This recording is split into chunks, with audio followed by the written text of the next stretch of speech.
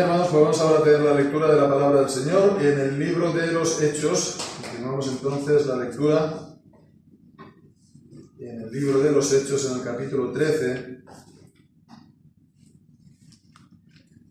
Vamos a leer desde el versículo 46 hasta el 52. Y dice así la palabra del Señor.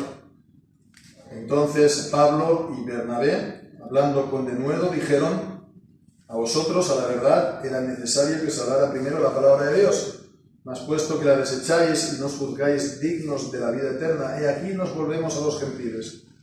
Porque así nos ha mandado el Señor, diciendo: te he puesto para luz de los gentiles, para que seas salvación hasta lo último de la tierra. Y los gentiles, oyendo esto, se regocijaban y glorificaban la palabra del Señor. Y creyeron todos los que estaban ordenados para vida eterna. Y la palabra del Señor se difundía por toda aquella provincia. Mas los judíos instigaron a mujeres piadosas y distinguidas y a los principales de la ciudad, incitaron una persecución contra Pablo y Bernabé y los echaron de sus términos. Ellos entonces, sacudiendo contra ellos el polvo de sus pies, vinieron a Iconio, y los discípulos estaban llenos de gozo y del Espíritu Santo. El Señor bendiga su santa palabra. Continuamos esta lectura de este capítulo 13, y aquí ya vemos cómo concluye el tiempo de servicio del ministerio de Pablo en Antioquía de Pisidia, que lo vimos, ¿no? Que estaba en una ciudad en el interior de la actual Turquía, en la cual había un gran número de población judío, y estuvo entonces predicando, y hemos visto el resultado. Pero por ir directo, vemos en el 46 también, vemos en el 48, hay una frase que se puede leer, o dos frases que se pueden leer una junto a la otra. Dice: no os juzgáis dignos de la vida eterna, en el versículo 48, ¿verdad? No os juzgáis dignos de la vida eterna. Y esto lo está diciendo a los judíos que no creían que tenían que ser entonces mayoritarios, ¿no? Porque se van a volver a los gentiles. Pablo y Bernabé se van a volver a los gentiles. Entonces era como que los judíos, ¿no? Porque la gran mayoría, o la mayoría de ellos, no lo habían recibido, pues entonces ahora se vuelven, ¿no? A los gentiles. Es como si hubiera sido al revés, ¿no? Si hubiera sido una gran mayoría de judíos que lo hubieran recibido, pues los demás que no lo hubieran hecho, pues serían ellos los que se habían excluido, ¿no? Pero bueno, el caso es que ellos no se juzgaban. No os juzgáis dignos de la vida eterna. Bien, y vemos ahora también en el versículo 48, creyeron todos los que estaban ordenados para vida eterna. Está puesto uno juntamente con lo otro. Aquellos que no creen, ¿no?, para vida eterna, y aquellos que creen para vida eterna. Y bien, pues entonces vemos qué es lo que hace la diferencia entre lo uno y lo otro. Pues vemos en el versículo 48 que los que creyeron eran los que estaban ordenados para vida eterna.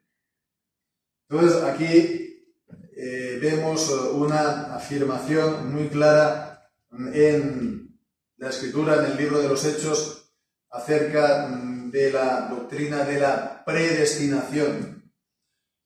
La predestinación divina es lo que hace la diferencia en cuanto a la salvación. Creen los que están ordenados por Dios para vida eterna.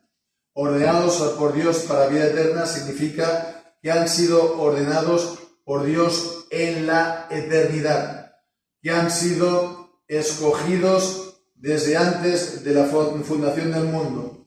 Esto el mismo Pablo también lo enseña en distintos lugares, pero podemos leer en Romanos 9. La elección del Señor es anterior a la acción de los hombres.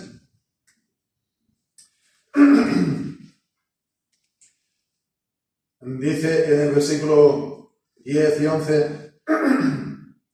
de Romanos 9, no solo esto, sino también cuando Rebeca concibió de uno, de Isaac nuestro padre, porque aún no habían nacido, ni habían hecho aún ni bien ni mal, para que permaneciera el propósito de Dios conforme a la elección, no por obras, sino por el que llama. Entonces vemos, está hablando de este propósito de Dios que es conforme a la elección de Dios, por lo tanto que es fuera del tiempo, es ese propósito, ese consejo, ese decreto, son distintas palabras, ¿no?, que se usan para hablar de esta elección que es eterna. Efesios capítulo 1, versículos 3 y 4, bendito el Dios y Padre de nuestro Señor Jesucristo, que nos bendijo con toda bendición espiritual en los lugares celestiales en Cristo, según nos escogió en Él, antes de la fundación del mundo, antes de la creación, antes del tiempo, por lo tanto, en la eternidad, para que fuéramos santos y sin mancha delante de Dios en amor. Y esta es entonces una elección gratuita. Es una elección que, como hemos leído en Romanos 9, no lo hace en base a nuestras obras. Es una elección de gracia. Es una elección porque el Señor ha querido, pues, mostrar su bien en nosotros. Él ha querido, por lo tanto, salvarnos en Cristo. Esta elección es, como enseña Efesios 1, una y otra vez, siempre en Cristo, en este consejo de la redención, en este pacto de salvación que hizo el Padre y el Hijo desde antes de la fundación del mundo, en el consejo de la bendita Trinidad. Entonces vemos, esta es la elección, y llegado el tiempo, esta elección se manifiesta. Porque esta elección, el Señor nos elige, pero también nos predestina. Él hace todos los preparativos, y los tiene bien dispuestos para que guardarnos a nosotros, ¿no?, para que nosotros también, para empezar, seamos creados y para que seamos preservados. El Señor nos preserva en su gracia. Y esta es la predestinación, la preparación por adelantado, para llevarnos a la salvación. Y es esto también la idea que está aquí en el versículo 48, cuando habla de ordenados. Aquí está no solamente el fin de que nos vamos a ser salvos o vamos a recibir la vida eterna, sino también todos los medios. Y esta es la predestinación para la vida eterna. Bien, es una doctrina bíblica, por supuesto, está enseñada en la Escritura y no está enseñada de manera, pues, así tangencial o de manera oscura. Está enseñada una y otra vez. No lo vamos a estar ahora aquí viendo, pues, en cada lugar, porque nos llevaría sin duda mucho tiempo. Bien, pues entonces, si el Señor nos elige y nos predestina para la gracia gratuitamente, esto significa también, por otra parte, que al mismo tiempo no hay una elección. Los que perecen, los que son condenados, es porque no han sido elegidos. Y por lo tanto, si hay una predestinación para la salvación, esto también significa que hay otra predestinación para la condenación. Ahora bien, estas dos predestinaciones no son iguales, porque la predestinación para la vida es una predestinación en la que Dios conoce realmente el objeto de su amor y conoce también todo lo que Él va a hacer en ellos. Y en cuanto a los que van a ser condenados, el Señor, por supuesto, que los conoce, porque el Señor es omnisciente, conocen todo lo que hace, pero el Señor no obra en ellos el mal. El Señor no los predestina de la misma manera que predestina a la salvación y al bien a los que han de ser salvos, porque el Señor obra en ellos por su gracia, positivamente, por su Espíritu Santo, preparando su corazón. Cuando llega también la escucha del Evangelio, abriendo su corazón para que puedan recibir la palabra con gozo, como vemos aquí, ¿no? Pero con los demás, el Señor no obra para cerrarles el corazón. El Señor no añade ningún mal, ni obra el mal en ello. Eso es blasfemia, ni siquiera pensarlo, como dice, o decirlo, como dice pues, también los cánones de oro. Entonces el Señor no es autor del mal. Entonces vemos que es una elección positiva en la que el Señor obra, y la otra es, sí, es una predestinación porque el Señor lo conoce, pero no obra en ellos, no es del mismo modo.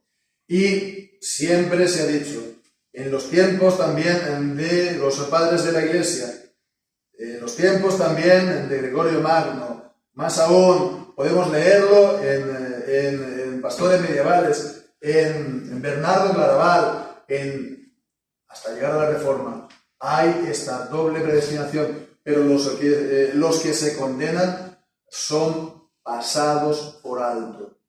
Son pasados por alto por el Señor. En su justicia, pues va a castigar los pecados de ellos, ofreciéndoles, eso sí, la palabra como aquí les ha dado por medio de Pablo. Y también pues vemos haciendo un llamamiento y un ofrecimiento sincero y serio de parte de él, de parte de Dios por medio de sus ministros, en este caso Pablo, a que reciban la palabra para la salvación. Y es por eso que vemos lo que está aquí diciendo, que ellos han recibido este ofrecimiento de gracia del Evangelio, de que se arrepientan de sus pecados, que crean en el Señor Jesucristo, y ellos lo han rechazado. Que eso equivale a que ellos se consideran a sí mismos que no son dignos de la vida eterna.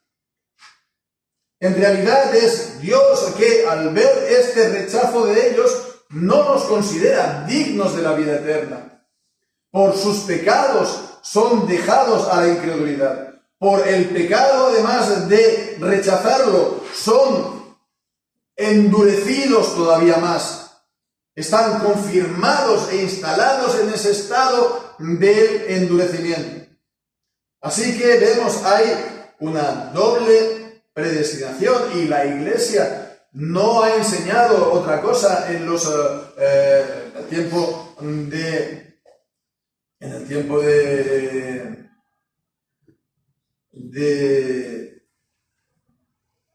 los apóstoles mismos, cuando dice también en Primera de Pedro que para eso fueron puestos, ¿no?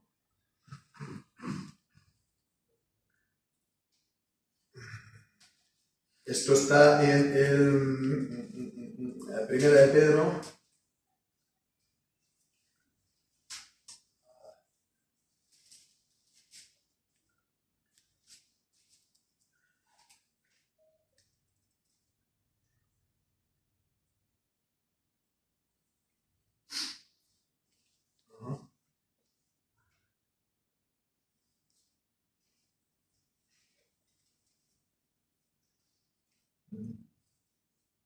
Sí, exactamente, el capítulo 2, versículo 8. Que Jesucristo es piedra, fue hecho cabeza del ángulo, piedra de tropiezo y roca de escándalo para los que siendo incrédulos tropiezan en la palabra, para lo cual también están destinados.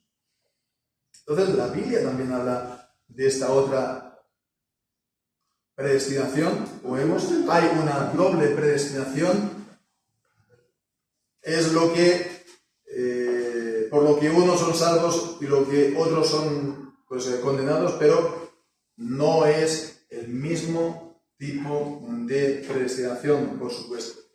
Y esto no quita, por lo tanto, la responsabilidad de cada uno. porque, como hemos dicho, el Evangelio les es anunciado y les es ofrecido. Como ahora el Evangelio ha de ser también predicado, tal como hemos leído aquí en Hechos, ¿no? Porque Cristo ha sido puesto como luz para los gentiles, para las naciones, para la salvación hasta los últimos términos de la tierra. Esto significa que este Evangelio está siendo predicado, anunciado y ofrecido a todos. A todos. A toda criatura que está bajo el cielo, como dice Colosenses 1. Entonces vemos que de parte de Dios está en la invitación sincera y también seria, y todo aquel que realmente reciba la palabra del Señor y el Evangelio y el ofrecimiento de Cristo va a recibir lo que Dios promete, porque Dios no engaña, porque Dios a todo aquel que viene a Él no lo echa fuera.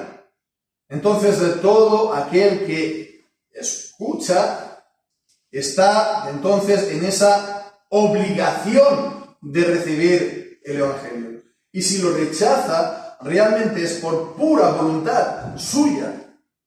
Es por su voluntad, por no querer entonces plegarse a la voluntad de Dios.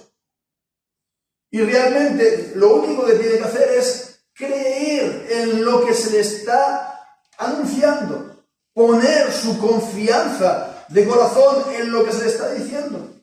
No es ninguna obra que tenga que hacer, no es nada más suplementario, porque Cristo ha hecho ya la entera salvación, se ofrece una entera salvación, es simplemente recibirla. Entonces vemos que ahí está la responsabilidad de todo el mundo que escuche el Evangelio. Cuando sea el último día, nadie podrá decir: oh Señor, yo no creí porque no fui predestinado para la vida. No, porque el Señor también te dio la escucha de la palabra, y lo único que tenías que hacer apoyándote en Dios y buscando su gracia es creer simplemente de corazón, nada más, ninguna obra. Es dar por seguro y dar por verídico aquel que lo dice, al Señor, justificar al Señor. Entonces, en aquel día nadie va a decir: pues no pude hacer otra cosa. Sí que pudiste hacer en ese momento cuando se te anunció el Evangelio, se te dio todo lo necesario para que creas. No lo hiciste por tu propia mala voluntad y por tu propio pecado y por tu propia rebeldía. La responsabilidad del hombre y la soberanía de Dios, las dos entonces están de la mano. Entonces no tenemos que llegar a, ¿cómo decir? Llegar a entender absolutamente todo de esta relación, como tampoco podemos llegar a entender absolutamente todo en cuanto a la doble naturaleza de Cristo y su única persona, o a la Santísima Trinidad, que son un Dios y tres personas plenamente divinas, el mismo Dios, pero las tres personas además que son también distintas la una de la otra. Es un misterio y no lo podemos entonces esto comprender plenamente. Pero lo que no podemos hacer, que es, para comprenderlo plenamente, pues quitamos una verdad y nos quedamos solamente con la otra. Y no podemos entonces ni quedarnos en el caso de la predestinación, decir: no, pues Dios nos predestina y no tenemos que predicar el Evangelio a ninguno. Los que son elegidos ya se salvarán. O que no vale la pena entonces predicar el Evangelio a aquellos que no se vea alguna señal de que realmente sea elegido. Como hay algunos que hacen esto, son muy minoritarios, pero algunos hay que están en este plan. Pero tampoco se puede hacer lo contrario, de decir: no, mira, solamente el hombre responsable está en su capacidad de por sí en su propia naturaleza al aceptarlo, ¿no? No estamos aquí hablando de lo que ocurre cuando se predica el Evangelio. Estamos hablando de la capacidad natural del hombre, ¿no? O la capacidad del hombre ayudado por la gracia. Bueno, pues entonces, aquellos que se quieren quedar solamente con esto para decir, no, aquí no hay ninguna predestinación de ningún tipo. Es el hombre que decide su destino. No, porque detrás de todas las cosas está el Señor y el Señor es soberano. Y nos dice el proverbio, si alguien sabe la cita exacta, que Dios ha creado todas las cosas aún al impío para el día malo. ¿Para qué? Para la manifestación de la gloria de su justicia. Como también los salvos son para la gloria de la alabanza de su gracia. Entonces, las dos cosas juntas, la soberanía de Dios y la responsabilidad del hombre y la predicación del Evangelio a toda criatura, hasta lo último de la tierra. Y esa es también nuestra responsabilidad como iglesia y también, pues, en la medida de nuestras posibilidades, de las posibilidades de cada uno, pues también nuestra responsabilidad como creyente, ¿no? Sabemos que también dentro del mundo evangélico se hace mucho énfasis, ¿no?, en esta responsabilidad de evangelización de cada uno, y entonces muchas veces se hace hasta un poco de manipulación, ¿no? Es decir que, si tú no sales, si se mueren y tú no le has dicho nada, tú eres el culpable de que se vayan al infierno. Bueno, pues muchas veces se está intentando, digamos, motivar de esta manera, ¿no? Y bueno, pues tampoco es exactamente eso. Tenemos un grado de responsabilidad, cada uno el que tiene, pero no podemos hacernos responsables los creyentes a título individual de la salvación y de la perdición de todos y cada uno de los que conocemos. Porque entre otras cosas también tenemos que hacer otras cosas en la vida, ¿verdad? Trabajar, la familia, etcétera, etcétera. Y no podemos entonces estar, pues, todo el tiempo, pues, de esta manera, ¿no? Buscando la salvación de todo el mundo que veamos en la calle. Pero sí que esto tampoco nos excusa de dar testimonio como creyentes, de vivir como creyentes, ¿no? De vivir sabiamente entre los que no conocen al Señor o que no creen, vivir sabiamente, ¿no? Mantener buena nuestra manera de vivir entre los gentiles, etcétera, como dice también el apóstol. Y bueno, pues si el Señor nos abre la puerta y nos da la oportunidad de hacerlo, de dar testimonio, pues entonces aprovechar la oportunidad que el Señor nos hace, que dice que nos abre una puerta grande y eficaz para el Evangelio. Bueno, pues eso también puede ser a nivel individual, que el Señor nos da la oportunidad de compartir las buenas nuevas, compartir acerca de Cristo. Pues lo hemos de aprovechar también, ¿no? Con sabiduría, ¿no? Y pues intentar, pues, llevar las cosas a lo fundamental, que es Cristo, para que la gente pueda realmente recibirlo y ser salvo. Y entonces, como dice aquí, habrá gozo, ¿no? Habrá gozo porque recibirán la palabra con gozo, se regocijaban y glorificaban la palabra del Señor. Y esto es lo que tenemos que también estar esperando, hermanos, ¿no? Que muchos serán los que están, ordenados para la vida eterna, pero no sabemos el número. Y podemos estar esperando también que sean muchos aquellos que puedan recibir la palabra con gozo y glorifiquen la palabra del Señor con su fe y después una vida de obediencia al Evangelio y a Cristo y a la palabra del Señor, porque así sea, que el Señor bendiga su santa palabra. Amén.